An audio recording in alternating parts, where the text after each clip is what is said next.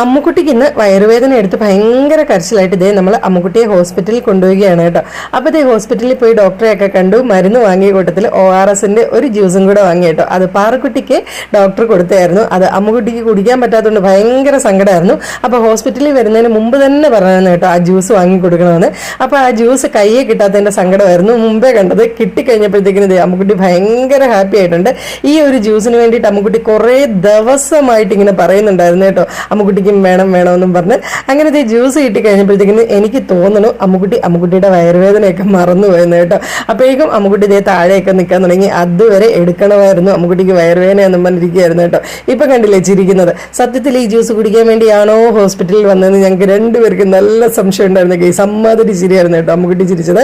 അങ്ങനെ ജ്യൂസൊക്കെ കുടിച്ചു, എന്നിട്ടും വയറുവേദന മാറിയില്ല എന്നൊക്കെ അമ്മുക്കുട്ടി പറയുന്നുണ്ടായിരുന്നു കേട്ടോ. പക്ഷേ മരുന്നൊക്കെ കഴിച്ചപ്പോഴത്തേക്കിനും കുറഞ്ഞു വയറുവേദന. അപ്പോൾ ഇത്രയുള്ള video. Tata bye bye, see U.